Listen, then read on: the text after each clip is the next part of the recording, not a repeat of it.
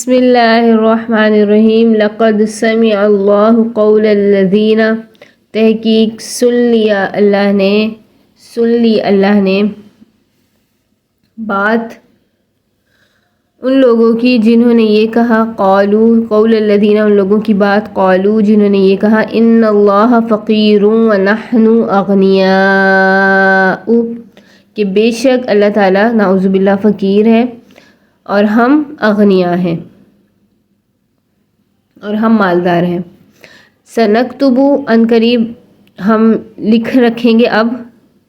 ما قالوا، جو انہوں نے کہا، وقتلہم الانبیاء بغیر حق، اور انہوں نے قتل کیا نبیوں کو بغیر حق، ونقول، اور ہم کہیں گے ان کو، ذوقوا، چکھو، عذاب الحریق، جہنم کا عذاب، جلنے کا عذاب، ذالک بما قدمت ایدیکم، یہ اس کے سبب ہے جو آگے بھیجا تمہارے ہاتھوں نے، یعنی جو تم نے کمایا، جو تم نے اعمال کیے۔ وَأَنَّ اللَّهَ، اور بے شک اللہ تعالیٰ، لَيْسَ بِظَلَّامٍ لِلْعَبِيدِ، نہیں ہے ظلم کرنے والا بندوں پر۔ الَّذِينَ قَالُوا، بے شک الَّذِينَ قَالُوا، جو لوگ کہتے ہیں، إِنَّ اللَّهَ،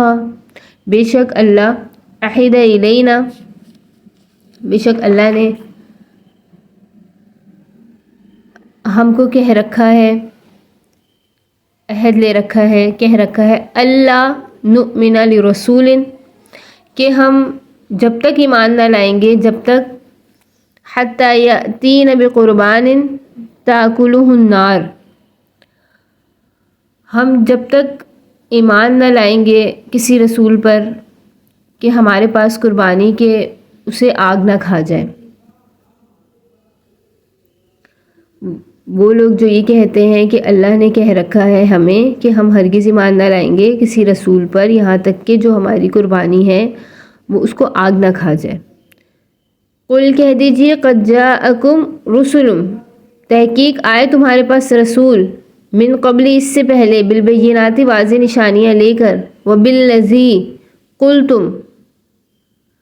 فلم قتلتموہم ان کنتم صادقین، کہہ دیجئے، آپ کہہ دیجئے کہ تم میں کتنے رسول مجھ سے پہلے نشانیاں لے کر آ چکے ہیں، اور یہ بھی جو تم نے کہا ہے کہ آگ ہو اور قربانی جو ہے اس کو کھا جائے، وبالذی قلتم، اور یہ بھی جو تم نے کہا ہے، فلم قتلتم، تو کیوں تم نے قتل کیا ان کو اگر تم سچے تھے، وبالذی، اور یہ بھی جو تم نے کہا ہے، فلیما، پھر کیوں، قتلتموہم، تم نے ان کو قتل کیا اگر تم سچے تھے، فإن، پھر اگر، کذبوک، وہ تجھے جھٹلائیں،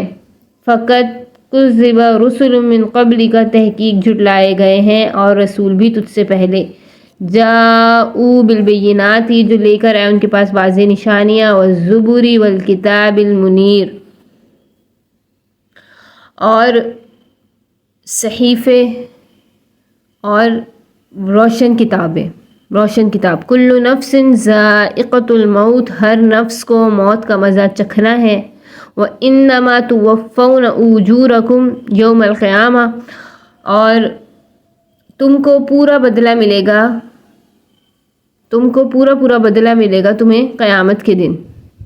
فَمَنْ زُحْزِحَ عَنِ النَّارِ،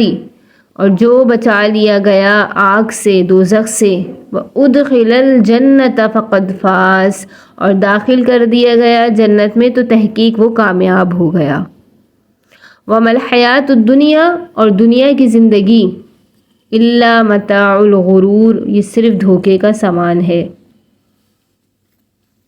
لَتُبْلَوُنَّ فِي أَمْوَالِكُمْ وَأَنفُسِكُمْ، البتہ ضرور ہم تمہاری آزمائش کریں گے تمہارے مالوں سے، جانوں سے، وَلَتَسْمَعُنَّ مِنَ الَّذِينَ أُوتُوا الْكِتَابَ مِنْ قَبْلِكُمْ، اور البتہ سنو گے تم اگلی کتاب والوں سے، البتہ سنو گے تم ان لوگوں سے جن کو کتاب دی گئی، من قبلکم، تم سے پہلے، وَمِنَ الَّذِينَ أَشْرَكُوا، اور ان لوگوں سے جنہوں نے شرک کیا، اذًا کثیرا، بہت بدگوئی، اذًا کثیرا، تکلیف، وَإِن تَصْبِرُوا وَتَتَّقُوا، اور اگر تم صبر کرو اور تقوی اختیار کرو فإن ذلك من عزم الامور، تو صبر کرو اور پرہیزگاری کرو تو یہ ہمت کے کام میں سے ہے، من عزم الامور عزم کے کام میں سے ہے۔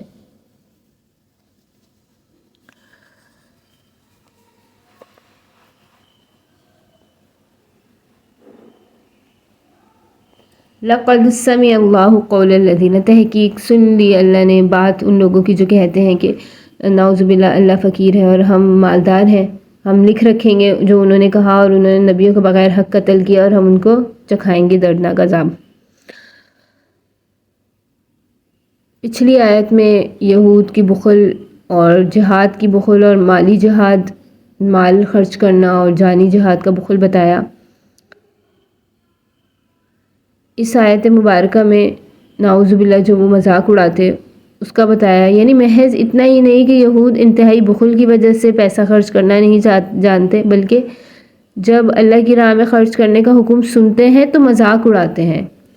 اور اللہ تعالیٰ کی جانب میں غصہ کلمات کہتے ہیں، بکتے ہیں، شرماتے نہیں۔ چنانچہ جب یہ آیت نازل ہوئی من ذا الذی یقرض اللہ قرضا حسنا، کہ کون ہے جو اللہ کو اچھا قرض دے گا، تو کہنے لگے اللہ ہم سے قرض مانگتا ہے، تو اللہ نعوذ باللہ فقیر محتاج ہے اور ہم مالدار ہیں، غنی ہیں۔ حالانکہ اس طرح نہیں، یہ وہ مذاق اڑانے استہزاء کرنے کے لیے ایسا کہتے۔ ظاہر ہے اللہ اپنا دیا ہوا مال ہم سے ہماری مصالحے میں، ہماری ہی دینی اخروی فائدے کے لیے خرچ کراتا ہے، اس کو ہمارے خرچ سے کوئی نفع نہیں پہنچ سکتا، اور بفرض محال پہنچے بھی تو مال اور ہر چیز اس کی مملوک ہے، پھر حقیقی معنی میں اس کو قرض کیسے کہہ سکتے ہیں؟ یہ اس کا کمال اور کرم احسان ہے کہ اس خرچ کا بہترین معاوضہ وہ دینا بھی اپنے پہ لازم کر لیا، اور وہ دیتا ہے، بڑھا کے دیتا ہے اللہ۔ اور یہاں بھی اس آیت میں کہا انہوں نے کہ ان اللہ فقیر ونحن اغنیاء، تو اللہ نے تمہاری یہ باتیں سن لی، اس پر جو کارروائی ہوگی اس کے منتظر رہو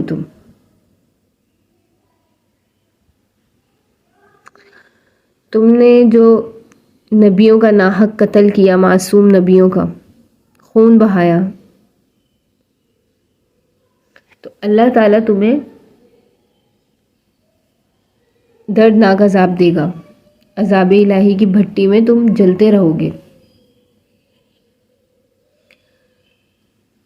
ذالک بما قدمت ایدیکم، یہ اس لیے جو انہوں نے کمایا ان کے ہاتھوں نے، اور اللہ نہیں ہے ظلم کرنے والا بندوں پر، یعنی جو کمایا تھا سامنے آیا،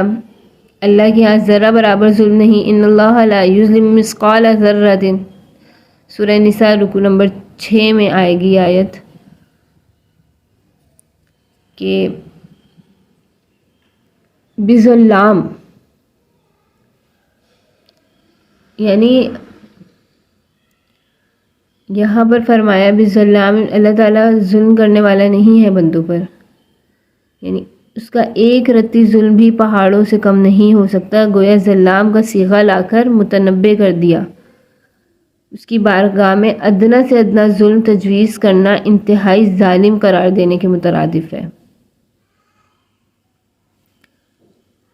آگے فرمایا وہ لوگ جو یہ کہتے ہیں کہ اللہ نے ہم سے کہہ رکھا ہے کہ ہم جب تک ایمان نہ لائیں گے کسی رسول پر، یہاں تک کہ جو ہم قربانی کریں اس کو آگ آ کے نہ کھا جائے آسمان سے، تو اس طرح وہ پہلے رسولوں کو بھی کہہ چکے ہیں اس طرح کی باتیں، اور پھر کیوں انہوں نے قتل کیا نبیوں کو اگر وہ سچ ہے؟ یہاں اس آیت میں یہود کی ہٹ دھرمی کو بیان کیا گیا۔ بعض رسولوں سے یہ معجزہ ظاہر ہوا تھا کہ قربانی یا کوئی چیز اللہ کے نام کی وہ نظر کرتے، نیاز کرتے تو آسمان سے آگ آ کر اس کو کھا جاتی، یہ علامت تھی اس کے قبول ہونے کی۔ چنانچہ موجودہ بائبل میں بھی حضرت سلیمان علیہ السلام کے متعلق ایسا واقعہ مذکور ہے۔ اب یہود بہانہ پکڑتے تھے کہ ہم کو یہ حکم ہے کہ جس سے یہ معجزہ نہ دیکھیں گے اس پر یقین نہ لائیں گے، اور یہ محض جھوٹے بہانے تھے۔ اس قسم کا کوئی حکم ان کی کتابوں میں موجود نہ تھا، نہ آج موجود ہے، اور نہ ہر ایک نبی کی نسبت یہ ثابت ہو سکتا ہے کہ ہر ایک کو ایک ہی جیسا معجزہ ملے۔ ہر نبی کو اللہ تعالیٰ نے اوقات، احوال، زمانے کے مناسب معجزات عطا کیے۔ جیسے موسیٰ علیہ السلام اس وقت زیادہ جادوگروں کا راج تھا، تو اللہ نے ان کو معجزات اس طرح کے عطا کیے کہ جادوگر بھی حیران رہ گئے کہ اژدہا سے جو ہے لاٹھی سے سانپ بن جانا۔ لازم نہیں کہ ہر نبی ایک ہی معجزہ دکھائے تو وہ سچا ثابت ہو۔ اور وہ کہتے تھے یعنی اگر واقعی اپنے دعوے میں سچے ہو اور اسی خاص معجزے کے دکھلانے پر تمہارا ایمان لانا موقوف ہے تو ہمیں ایسا کر کے دکھاؤ۔ تو اللہ نے فرما دیا کہ اگر واقعی وہ اپنا دعوی میں سچے ہیں، وہ بولتے ہیں کہ اس طرح سے، تو پہلے جو نبیوں نے معجزے دکھائے تھے تو اس پہ کون سا وہ ایمان لائے؟ ان کو بھی تو انہوں نے نبیوں کو بھی تو قتل کیا، نعوذ باللہ۔ اور جو اپنی کھلی نشانیاں صداقت کے ساتھ معجزہ لے کر آئے تھے، تم اس سے بھی راضی نہ ہوئے، تم نے ان کو بھی، ان کے معجزوں کو بھی نہ مانا اور اللہ کو بھی نہ مانا، اور تم نے ان کو قتل کیا۔ آگے فرمایا کہ اگر وہ تجھے جھٹلائے تو تحقیق وہ اس سے پہلے بھی جھٹلا چکے ہیں اور رسولوں کو جو روشن نشانیاں صحیفے کتاب روشن لے کر آئے۔ یعنی اس آیت میں آپ صلی اللہ علیہ وسلم کو تسلی دی گئی کہ کتنے رسول جو ہیں وہ پہلے بھی جھٹلا چکے ہیں، جو صاف نشانیاں، معجزات، صحیفے اور روشن کتابیں لے کر آئے۔ انبیاء صادقین کی تکذیب کی، انہوں نے جھٹلائی، یہ ان کی عادت رہی ہے۔ کل نفس ذائقۃ الموت، ہر نفس کو موت کا مزہ چکھنا ہے اور پھر تمہیں پورا بدلہ دیا جائے گا۔ قیامت کے دن اور جو آگ سے بچا لیا گیا وہ جنت میں داخل کر دیا گیا، وہ تو تحقیق کامیاب ہو گیا، اور دنیا کی جو بھی زندگی ہے، حیات الدنیا، وہ متاع الغرور ہے، دھوکے کا سامان ہے۔ موت اور جزائے عمل، یعنی موت کا مزہ سب کو چکھنا ہے۔ کل نفس ذائقۃ الموت، اس کے بعد قیامت کے دن ہر جھوٹے سچے کو اپنے اپنے کیے کا پورا بدلہ ملے گا۔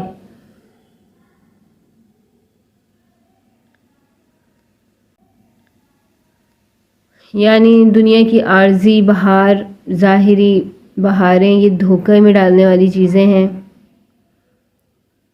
جس میں لگ کے اکثر بیوقوف آخرت سے غافل ہو جاتے ہیں۔ حالانکہ انسان کی اصلی کامیابی یہ ہے کہ یہاں رہ کر انجام کو سوچے اور وہ کام کرے جو اللہ کے عذاب سے بچانے والے ہوں اور جنت تک پہنچانے والے ہوں۔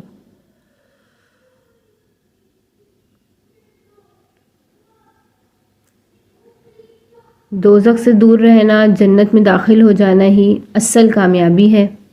کوئی اعلیٰ ترین کامیابی جنت سے باہر رہ کر نصیب نہیں ہو سکتی۔ اللہ تعالیٰ اپنے فضل و رحمت سے ہم کو بھی یہ کامیابی عنایت فرمائے، آمین۔ آگے فرمایا لَتُبْلَوُنَّ فِي أَمْوَالِكُمْ وَأَنفُسِكُمْ، ہم البتہ آزمائیں گے تم کو تمہارے مالوں سے، جانوں سے، اور وَلَتَسْمَعُنَّ مِنَ الَّذِينَ أُوتُوا الْكِتَابَ، اور تم سنو گے ان لوگوں سے جن کو کتاب دی گئی تم سے پہلے، اور مشرکین سے، اذًا کثیرہ، تکلیفیں، برائیاں، بدگوئیاں، اور اگر تم صبر کرتے رہے، تقوی اختیار کرتے رہے تو یہ عزم امور میں سے ہے، ہمت کے کاموں میں سے ہے۔ مسلمانوں کی جان و مال میں آزمائش کی اطلاع دی گئی۔ یہ خطاب مسلمانوں کو ہے کہ آئندہ بھی جان و مال میں تمہاری آزمائش ہوگی اور ہر قسم کی قربانیاں کرنی پڑیں گی، قتل کیا جانا، زخمی ہونا، قید و بند کی تکلیف اٹھانا، بیمار پڑنا، اموال کا تلف ہونا، اقارب کا چھوٹنا، اس طرح کی سختیاں پیش آئیں گی۔ نیز ہر قسم کی قربانیاں کرنی پڑیں گی، دینی پڑیں گی۔ اہل کتاب اور مشرکین کی زبانوں سے بہت دل خراش، اذًا کثیرہ، بہت دل خراش باتیں، تکلیفیں، دل آزار باتیں سننا پڑیں گی۔ ان سب کا علاج صبر اور تقوی ہے، صبر اور تقوی، ان سب کا علاج ہے۔ اگر صبر و استقلال اور پرہیزگاری سے ان سختیوں کا مقابلہ کرو گے تو یہ بڑی ہمت اور اولو العزم میں سے ہوگا، جس کی تاکید اللہ تعالیٰ نے فرمائی۔ بخاری کی ایک حدیث سے ظاہر ہوتا ہے کہ یہ آیت بدر سے پہلے نازل ہوئی، قتال کا حکم اس کے بعد ہوا، تاہم صبر اور تقوی کا حکم مشروعیت قتال کے باوجود فی الجملہ باقی ہے، جس پر اخیر تک عمل ہوتا رہا ہے۔ اس آیت کو یہاں رکھنے سے شاید یہ غرض ہے کہ تم ان کفار منافقین کے گستاخیوں اور شرارتوں پر حد سے زیادہ طیش مت کھاؤ. ابھی بہت کچھ سننا پڑے گا، تکلیفیں اٹھانی پڑیں گی. صبر و استقلال سے ان کا مقابلہ کرنے کے لیے تیار رہو. نیز دنیا کی زندگانی میں پڑھ کر جو محض دھوکے کی چیز ہے، اس بات سے غافل نہ ہونا کہ اللہ تعالیٰ جان اور مال دونوں میں تمہاری آزمائش کرنے والا ہے. Subscribe Sukuni Kalp.